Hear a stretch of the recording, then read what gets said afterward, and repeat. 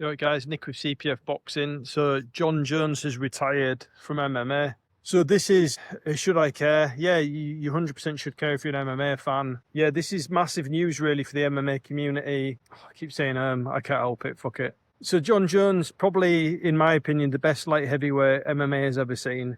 He's in the conversation, again, for me, is the best fighter MMA has ever seen. Although for me, I'll be honest, the first person that springs to mind is George St. Pierre. George St. Pierre has lost before, and Jon Jones hasn't. Technically, the Matt Hamill fight wasn't a loss, really, was it? So I know you could say Jon Jones has never lost properly. George St. Pierre did to Matt Serra. I still think for me, it's GSP Anderson Silva, though.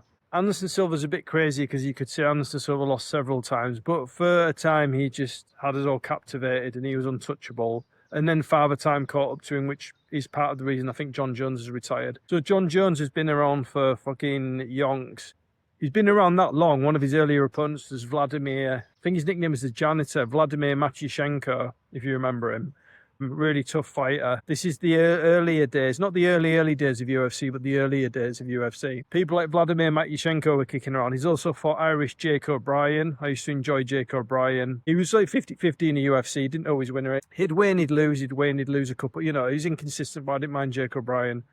My first memory of Jon Jones was in the UFC fighting Andre Gusmão, I think it was, a Brazilian guy. I think he was a capoeira specialist. And he just like destroyed him. Then in the next few fights, he took out Jake O'Brien, as I mentioned. He beat Stephan the American Psycho Bonner, who he's a legend, rest in peace. You know, again, even if you're not a diehard UFC fan, if you're a big UFC fan and of a certain age, even I guess the younger generation will have seen the fight with Stephan Bonner and Forrest Griffin. You'll realise that if you can come in within your first handful of fights in the UFC and beat Stephan Bonner, there's something about you, because Stephan Bonner was good. He was decent.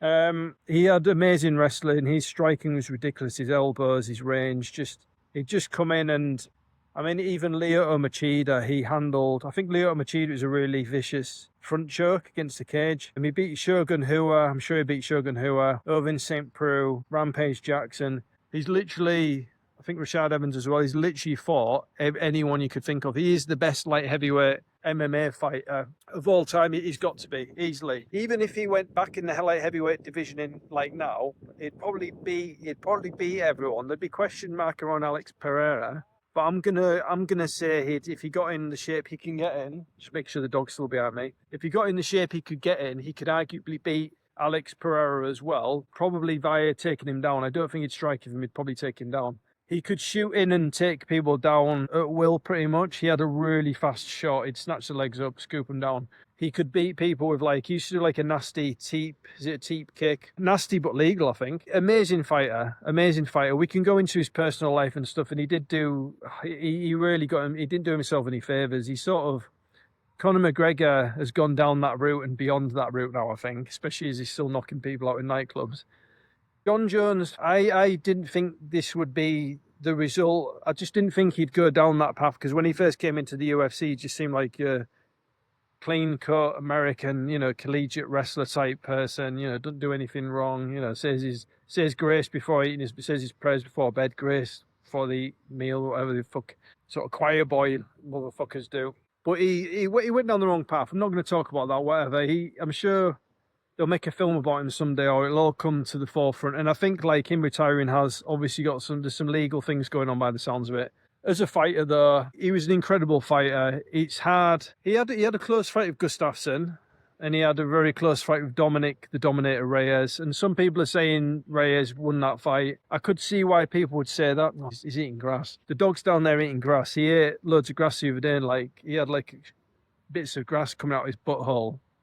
And we had to try and pull out his arsehole, and he'd get really angry with us and was trying to bite us. So stop eating grass. We don't want to pull out of your arsehole, and you don't want us to pull out of your arsehole. Yeah, I digress there slightly, but he needs to stop eating grass. Amazing fighter. It's hard to say. I'm sure if you really look at any fighter, including people like Alexander Usyk, and if you look at Anderson Silva, George St. Pierre, the best in combat sports, I'm sure they will all have weaknesses. And at some point, they will have been exploited, and this may have been part of the reason he's retired, because the only fight for John Jones in the heavyweight division was Tom Aspinall. The only fight for Tom Aspinall in the heavyweight division, rightfully so, was he was hanging on to fight John Jones, and so he should, because he's earned the right to say he's the best MMA heavyweight in the world, which he now has been elevated to that status. How would the fight have gone if he'd have fought Jones? I personally, if I had to choose someone now, I would have chosen Tom Aspinall, and I'd have been like 50, I'd probably been like 60-40 Aspinall.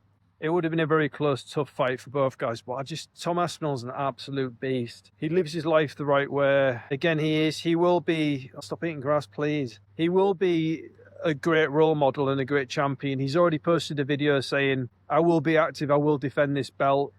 So what does it mean for Tom Aspinall? We've gone over John Jones, amazing fighter. You really can't look at his record. His record's ridiculous. 28 fights, one lost because of the 12-6 elbow thing. It wasn't a loss, really. He was battering Matt Hamill. He got disqualified, but it'd be good if someone chalked that off and just said, you know what, it wasn't a loss. Just because, despite the fact he's acted like a bit of a douchebag at times, I feel like that one just wasn't a loss to me. He was battering Matt Hamill. He was manhandling Matt Hamill, and if you remember Matt Hamill, amazing guy. He had a really good film made about him. He was deaf, although I think he can actually hear now, as of recently. But Matt Hamill would throw guys around and just when he won, he'd just hammer him. He'd hammer guys. That's his nickname. It was a very appropriate nickname. He was beating him. He hadn't got a loss, really. What the risk and reward thing, if he'd have fought Tom Aspinall, I think John Jones, you could say he should have fought him. Champions should fight the best contender for them, and they should walk into the fire and all that stuff. But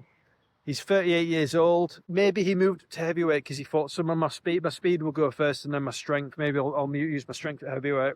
I'm not as fast now, I don't know, but maybe just the risk and reward wasn't attractive to him, and he thought, you know what, I have legal issues, I'm 38, I'm sick of the back and forth, because I know we were all getting tired of it, weren't we? He's getting really boring, almost as boring as Tyson Fury, Anthony Joshua. Maybe he's just like, fuck it, do you know what, I'll retire, I'm still unbeaten. Really, he's unbeaten. I've beaten everyone, most of them fairly handily, although he did have some tough opponents, but most of them he just destroyed. I'm going to retire now. I'm sure he's got loads of money. Even in the end, Dana White was sick of it. And Dana White is someone that you'd never imagine the UFC giving him a deadline, because he's one of their golden boys. And it seemed like he'd get preferential treatment sometimes and other fighters wouldn't. But even Dana White was probably like, you know what, it needs to end now.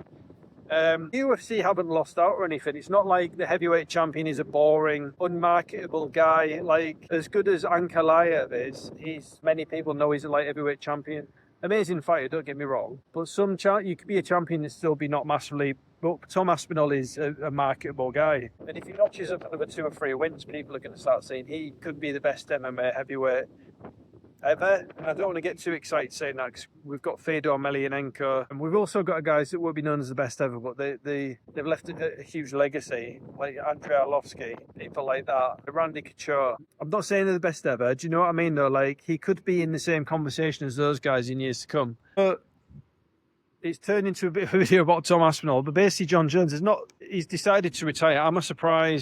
I am actually a bit surprised. I just thought this would all drag out for a bit longer. Am I pleased? I'm actually really pleased, because I'm pleased for the other heavyweights in the UFC that now can move on, and they can think I could win a couple of fights and I could be fighting for the title. Before they were all waiting in the traffic jam that was Jones and Aspinall. Everything seems clearer now in the heavyweight division. Fighters like Volkov, Pavlovich, he needs a couple of wins, I think. Gelton Almeida, he's good. Again, who's a threat to Tom Aspinall? Could the Francis Ngannou fight happen? That would be very marketable. I think that would do good numbers, but Dana White said he's not really sure what the deal is with Francis Ngannou these days. Anyway, it was only a quick video while I'm taking this idiot out for a walk who's still eating grass. You know what's going to happen. You're going to be shitting grass. I'm going to be pulling bits out your ass. I really don't want to be doing that either. But he's behaving himself. He just needs to stop doing that. Yeah, it's just a quick video, really. John Jones retired. Again, best of luck to him, fair play to him. In his personal life, he didn't conduct himself well as a champion at times. And as much as we all love the drama and the trash talk sometimes, because it's like a soap opera, if you're the champion, you have to conduct yourself like one. Again, Usyk's a good example of how you should conduct yourself as a champion. Anderson Silva was when he was a champion. George St. Pierre, I'm sure he still conducts himself as an absolute gent these days. If you're looking at record and how he was as a fighter, incredible fighter, incredible athlete, comes from a family of athletes. So I'm not going to necessarily say best of luck to him. I'm glad he's retired, to be honest. I don't think he'll stay. He'll stay retired. I think he will stay retired. He won't come back to MMA, although I could see him competing grappling tournaments or combat sports somewhere else. I don't think he'll be back in MMA or the UFC. I think he's definitely done. He's got legal stuff going on that could take ages. He could be 40. He might decide when he's 40, 41 or go back into MMA, but he's smart. He's smart enough to be like, nah, I'm done. So maybe grappling tournaments, if Polaris still exists, I don't know, JJ stuff. I think he's done. This retirement will stick. He won't be back. He's done. He retires as the best, one of the best MMA fighters of all time. Definitely, he's got to be in the top 3. He's got to be in the top 3. A lot of people have him as 1. Like I say, I'd say GSP for me, then him, then maybe Anderson Silva. I don't know. Anyway, Nick with CPF Boxing. Thanks for watching. Enjoy the rest of your day, whatever you get up to. Appreciate it as always for watching. Let us know what you think, comment, like, and subscribe, and all that good stuff.